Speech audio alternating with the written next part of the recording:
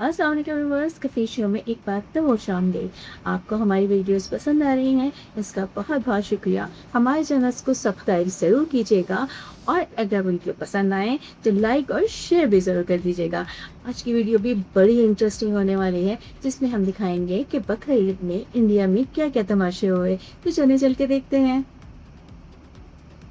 गाय को लेकर इस देश में तमाशा चलता रहता है। खास तौर पर जो अपने आप को हिंदूवादी संगठन कहते हैं, वो लगातार गाय को लेकर तमाशा करते रहते हैं, गाय को लेकर राजनीति करते रहते हैं। आजादी के पहले से तकरीबन 100 साल से आप देखेंगे इस देश में गाय को लेकर तमाशा चल रहा है। जब पाकिस्तान जो आज है वो हिंदुस्तान का हिस्सा था, बंटवारा नहीं हुआ था, तब भी गाय को लेकर तमाशा चलता था और आजादी के बाद भी गाय को लेकर तमाशा चलता रहा है। भारतीय जनता पार्टी आज की, उसके पहले जनसंघ जिससे भारतीय जनता पार्टी बनी थी, और उसके भी पहले से आरएसएस और हिंदू महासभा ये लगातार गोरक्षा के आंदोलन चलाते रहे थे, जिसके पीछे और कुछ नहीं था, हिंदुओं को इकट्ठा करने का खेल था। अगर आजादी के पहले आप देखेंगे तो कभी जम्मू में, कभी कहीं लगातार गोरक्षा आंदोलन के नाम पर तमाशे हुए हैं, दंगे हुए हैं, जाने क्या क्या हुआ है। एक बड़े राइटर हुए हैं भीष्म साहनी। जब हम लोग छोटे थे तो उनका एक सीरियल आता था तमस तमस, उनका उपन्यास है, उसको आप पढ़ेंगे तो देखेंगे कि जिस समय बंटवारे का खेल चल रहा था उस समय कैसे मस्जिदों में सुअर और मंदिरों के सामने गाय का मांस फेंक कर दंगे कराए जाते थे, जानवरों के लिए इंसानों की जान ली जाती थी। ये सब खेल इस देश में बहुत पहले से चल रहा है, लेकिन इस बार ऐसा लगता है कि भारतीय जनता पार्टी अपने ही खेल में फंस गई है और बहुत बुरी तरह से फंस गई है। तमाम सारे तमाशे चल रहे हैं, लेकिन इन तमाशों के बीच बंगाल में जो हुआ, उसने एक नई तरह की डिमांड शुरू कर दी और अब यह मांग की जा रही है कि गाय को राष्ट्रीय पशु घोषित कर दो, एनिमल घोषित कर दो, नेशनल एनिमल, कौमी जानवर घोषित कर दो और हर तरह से उसकी हत्या पर पाबंदी लगा दो। अब आप देखिए, अगर मान लीजिए गाय को लेकर आपके मन में वाकई इतनी इज्जत है, अगर गाय को आप भक्ति करते हैं, गाय की आप भक्ति करते हैं और आपको लगता है गाय माता के समान है, तो आपको तो तुरंत खुश हो जाना चाहिए। आरएसएस को, हिंदू महासभा को, गोरक्षा दल को, सबको इस मांग में शामिल हो जाना चाहिए कि गाय राष्ट्रीय पशु बन जाए, ताकि कोई उसकी हत्या ना कर सके, कोई उसकी खरीद फरोख्त ना कर सके। जैसे मोर हमारा राष्ट्रीय पक्षी है जिसकी रक्षा सरकार करती है, वैसे ही गाय की रक्षा भी सरकार करे, बड़ी बड़ी गौशालाएं बने, सरकार उसमें पैसा दे और आगे आप समझ रहे हैं कि गाय पूरी तरह से एक ऐसी जानवर बना दी जाए जिसकी ना खरीद फरोख्त हो सके और ना जिसको काटा पीटा जा सके। आगे बढ़ने से पहले ये अपील कि अगर चैनल को सब्सक्राइब ना किया हो तो सब्सक्राइब कर लीजिए, ये भी बहुत जरूरी है। हमसे जुड़े रहेंगे तभी आप तक खबरें लगातार पहुंच पाएंगी। ये डिमांड जो शुरू हुई, आपको याद होगा, अखिल भारतीय मुस्लिम पर्सनल लॉ बोर्ड के उपाध्यक्ष हैं अरशद मदनी साहब। उन्होंने बाकायदा एक मंच पे खड़े हुए, वो जहां हिंदू भी थे, सिख भी थे, सबको साथ लेकर उन्होंने ये डिमांड की कि गाय को नेशनल एनिमल यानी कि कौमी जानवर बना दिया जाए। हामिद अंसारी साहब आ गए, कटिहार से कांग्रेस के वरिष्ठ सांसद रहे हैं, पूर्व सांसद हैं तारिक अनवर साहब आ गए। जयपुर में इस तरह का, जयपुर मुस्लिम युवा मंच है वो सड़क पर आ गया। राजस्थान में डिमांड हुई, उत्तर प्रदेश के अमरोहा में ईद उल अजहा की ईद के बाद ये डिमांड हुई, अलीगढ़ में ये डिमांड हुई। हर जगह इस तरह की डिमांड हो रही है, बाकायदा लेटर बनाए जा रहे हैं और सरकार को सौंपे जा रहे हैं।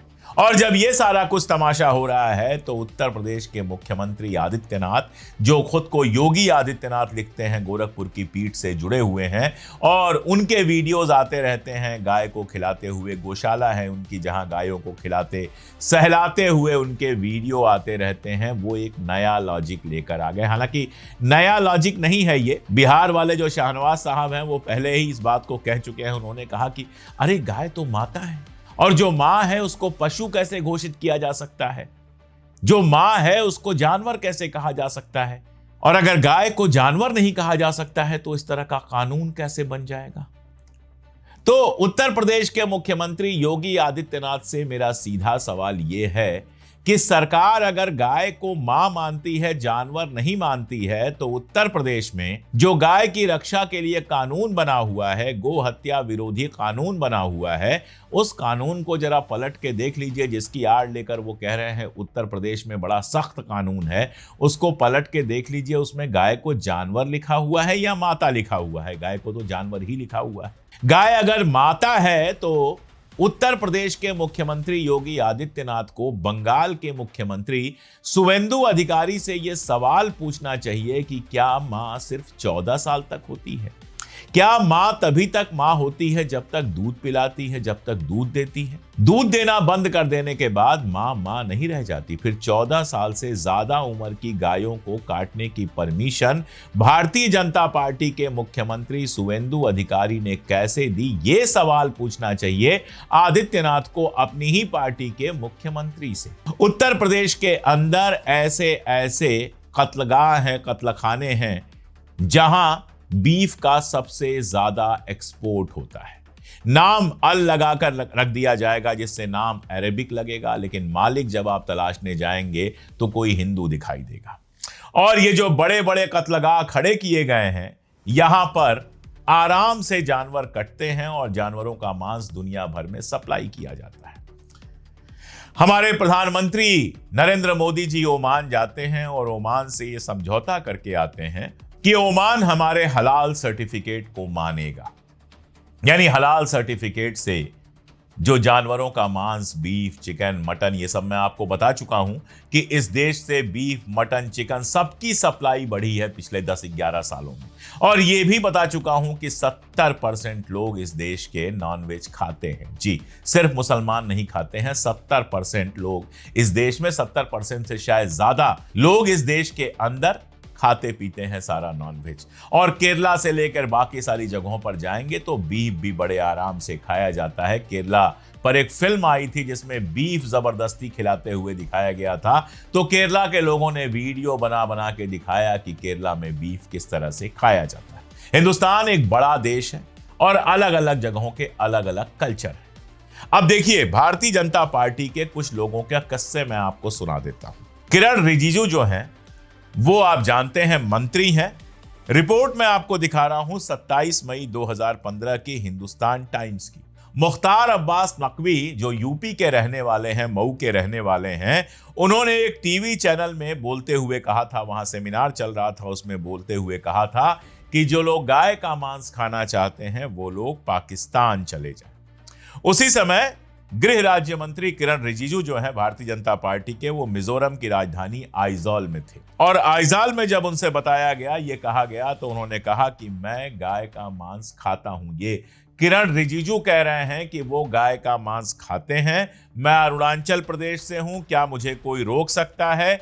इसलिए हमें किसी की प्रथाओं को लेकर संवेदनशील नहीं होना चाहिए। इंडियन एक्सप्रेस में उन्होंने कहा कि ये एक डेमोक्रेटिक देश है, कभी कभी कुछ ऐसे बयान दिए जाते हैं जो अच्छे नहीं होते हैं, अप्रिय होते हैं।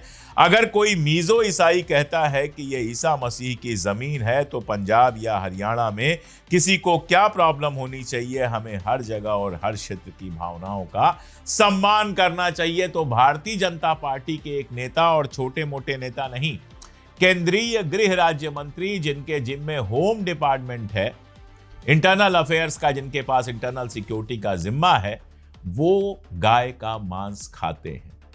क्या हमारे योगी आदित्यनाथ किरण रिजिजू से यह सवाल पूछेंगे कि आप गाय का मांस क्यों खाते हैं? क्या उनको पाकिस्तानी या फिर कुछ और घोषित करेंगे? क्या उनको देश से निकालने की बात करेंगे? क्या उनको देशद्रोही कहेंगे आदित्यनाथ? और सुनिए, कहानी यहीं पर खत्म नहीं होती है। 23 फरवरी 2023 का आपको एक बयान दिखा रहा हूं। यह बयान है अर्नेस्ट मावरिये का। अर्नेस्ट मावरिये मेघालय में भारतीय जनता पार्टी के प्रदेश अध्यक्ष हैं। छिटपुट नेताओं का बयान में दिखाई नहीं रहा, उनका बयान दिखा रहा हूं जो बेहद जिम्मेदार जगहों पर बैठे हुए हैं। तो अर्नेस्ट मावरिये मेघालय भारतीय जनता पार्टी के प्रदेश अध्यक्ष हैं। 23 फरवरी 2023 को वो बयान देते हैं, we are in Meghalaya, everybody eats beef and there is no restriction. Yes, I eat beef too. There is no ban in Meghalaya. It is the lifestyle of the people. No one can stop it. मैं मेघालय का हूं यहां पर हर आदमी beef यानी गोमांस खाता है। हाँ, मैं भी गोमांस खाता हूं। मेघालय में कोई बैन नहीं है, ये लोगों की लाइफ स्टाइल में शामिल है और कोई इसको रोक नहीं सकता, ये कह रहे हैं भारतीय जनता पार्टी मेघालय के अध्यक्ष अर्नेस्ट मावरिये। सदर हैं, स्टेट के सदर हैं भारतीय जनता पार्टी के। क्या आदित्यनाथ अर्नेस्ट मावरिये से यह सवाल पूछेंगे कि भारतीय जनता पार्टी में रहते हुए, भारत में रहते हुए आप गाय का मांस, बीफ कैसे खा सकते हैं? क्या यह सवाल वो नरेंद्र मोदी से पूछेंगे कि मेघालय में या अरुणाचल प्रदेश में बीफ पर बैन क्यों नहीं है, गाय के मांस पर बैन क्यों नहीं, जबकि भारतीय जनता पार्टी की सरकारें हैं? क्या गोवा के मुख्यमंत्री से वो सवाल पूछेंगे कि गोवा में बीफ क्यों मिलता है?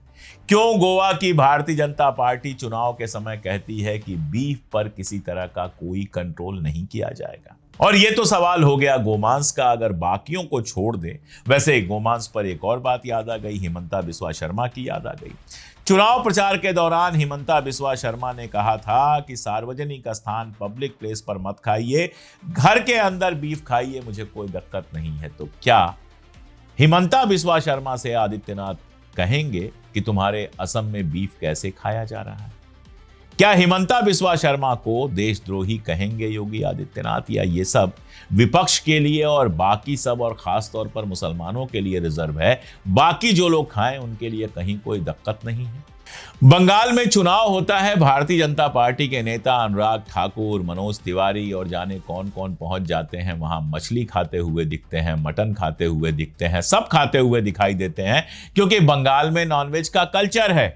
और ममता बनर्जी कह रही थी भारतीय जनता पार्टी आ जाएगी तो मछली आपको मिलना बंद हो जाएगा। तो भारतीय जनता पार्टी के नेता हाथ में मछली लेकर चुनाव प्रचार कर रहे थे और मछली मटन खाते हुए फोटो खिंचा रहे थे। तब क्या योगी आदित्यनाथ ने इन लोगों से सवाल किया कि कैसे हिंदू हो जो नॉनवेज खाते हो? नहीं किया। ये सारे सवाल सिर्फ मुसलमानों के लिए। और आज मुसलमान ही सामने आकर कह रहा है कि भैया हमें गाय के मीट में कोई इंटरेस्ट नहीं है। और मैं आपको बताऊं, औसत मुसलमान भारत का गाय का मीट नहीं खाता है, ना मिलता है ना खाता है। मैं यूपी का रहने वाला हूं, यूपी का जानता हूं। कश्मीर में बाकायदा कल्चर रहा है कश्मीरी पंडितों की वजह से कि गायें नहीं काटी जाती रही हैं। बाकी भी देश के बहुत सारे इलाकों में मैं रहा हूं, घूमा हूं। मेरे हिंदू, मुसलमान, सिख, ईसाई हर तरह के दोस्त हैं और मैं जानता हूं कि आमतौर पे मुसलमान भी गाय वाय का मीट नहीं खाता है। जहां कल्चर है वहां की बात छोड़ दीजिए, जहां कल्चर नहीं है वहां नहीं खाता है। और आज मुसलमान ही सामने आकर कह रहा है कि भैया हमें ये लिंचिंग विंचिंग में फंसाना बंद करो, गाय को राष्ट्रीय पशु घोषित कर दो ताकि इसके कत्ल पर पूरे मुल्क में रोक लग जाए। और जब ये डिमांड कर रहा है तो केंद्रीय कानून मंत्री जो अर्जुन राम मेघवाल हैं, वो पीटीआई से बात करते हुए कहते हैं कि तमाम सारे लोग ऐसे मुद्दों पर काम करते हैं, सांसदों से संपर्क करते हैं, आवेदन देते हैं, इस तरह के उपाय किए जाने की अपील करते हैं, लेकिन फिलहाल ऐसा कोई मामला कैबिनेट के विचाराधीन नहीं है। यानी कैबिनेट के सामने विचार करने के लिए कोई ऐसा प्रस्ताव नहीं है कि गाय को राष्ट्रीय पशु घोषित कर दिया जाए। शंकराचार्य महोदय, जिनसे योगी आदित्यनाथ की खटर पटर चलती रहती है, उन्होंने भी एक पूरी डिमांड उठा दी है कि भाई गाय को राष्ट्रीय पशु घोषित करने में क्या दिक्कत है। उन्होंने भी सवाल पूछा है कि 14 साल से ज्यादा उम्र की गाय काटने की इजाजत भारतीय जनता पार्टी के राज्य में कैसे दी जा रही है, लेकिन कोई जवाब नहीं। जवाब इसलिए नहीं है कि अगर रोक लगा देंगे तो भारतीय जनता पार्टी की अपनी पॉलिटिक्स पंचर हो जाएगी, गोवा में पंचर हो जाएगी, नॉर्थ ईस्ट में पंचर हो जाएगी, केरला में हमेशा हमेशा के लिए पंचर हो जाएगी और भी बहुत सारी जगहों पर पंचर हो जाएगी। और भारतीय जनता पार्टी से जुड़े तमाम बिजनेसमैन, जिन्होंने बीफ एक्सपोर्टर, जिन्होंने बड़े बड़े चंदे भारतीय जनता पार्टी को दिए हैं पहले, उनसे चंदा मिलना बंद हो जाएगा, बीफ एक्सपोर्ट बंद हो जाएगा, धंधा बंद हो जाएगा। तो नाटक किया जा रहा है कि गाय जो है वो पशु नहीं है, माता है। वैसे जब ये सब बात चल रही है तो मुझे सावरकर की याद आ रही है, जो उन्होंने कहा था, अपनी किताब में बाकायदा लेख लिखा उन्होंने, जिसमें उन्होंने गधे को गाय से ज्यादा बेहतर जानवर, ज्यादा उपयोगी जानवर बताया। जानवर ही बताया, माता तो बताया ही नहीं था। उन्होंने कहा गाय की पूजा करने की जरूरत नहीं है, गाय जानवर है, उसकी पूजा करने की जरूरत नहीं है। और ये मैं नहीं कह रहा, ये सावरकर ने कहा था। इस पर भी क्या योगी आदित्यनाथ सावरकर की भर्त्सना कर सकते हैं, सावरकर की मजम्मत कर सकते हैं? इस बात के लिए नहीं कर सकते हैं। माता कहां से हो जाएगी गाय? अगर गाय माता होती तो उसके बिसुकने के बाद जब दूध देना वो बंद कर देती है, बाजार में कत्लखाने में उसको नहीं बेच दिया जाता कि उसकी चमड़ी निकाला जा सके और बाकी सब किया जा सके। गाय माता है चुनाव के लिए। हरिशंकर परसाई ने कहा था कि गाय एक पॉलिटिकल जानवर है, तो चुनाव के लिए तो गाय माता है, लेकिन बाकी सब जब नियम बनाने की बात आती है तो माता नहीं रह जाती है। वैसे मुझे बचपन का एक चुटकुला याद आ गया, वहीं से बात खत्म कर देता हूं। चुटकुला यह था कि एक बंदे ने अपनी कॉपी में लिखा कि गाय हमारी माता है, हमको कुछ नहीं आता है। उसको लगा था कि इस नाम पर टीचर बेचारा कुछ नंबर दे देगा कि गाय की बड़ी इज्जत करता है बच्चा। टीचर ने लिख दिया, बैल तुम्हारा बाप है, नंबर देना पाप है।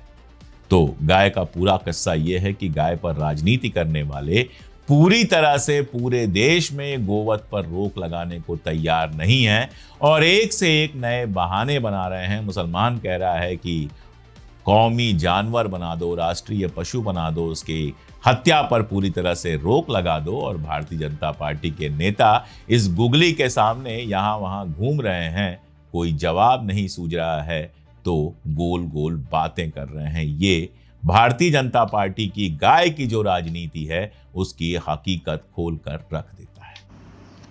जी नाज़रीन, आपको आज की वीडियो कैसी लगी? उम्मीद है आपको आज की वीडियो बहुत अच्छी लगी होगी। तो हमारी वीडियो को लाइक और शेयर ज़रूर कीजिएगा और कमेंट्स करके बताइएगा कि नेक्स्ट वीडियो हम किस पे रिएक्ट करें। अगर अभी तक आपने हमारा चैनल सब्सक्राइब नहीं किया तो प्लीज़ अभी जाके सब्सक्राइब कीजिए, ताकि आपसे कोई नेक्स्ट वीडियो हमारी मिस ना हो सके।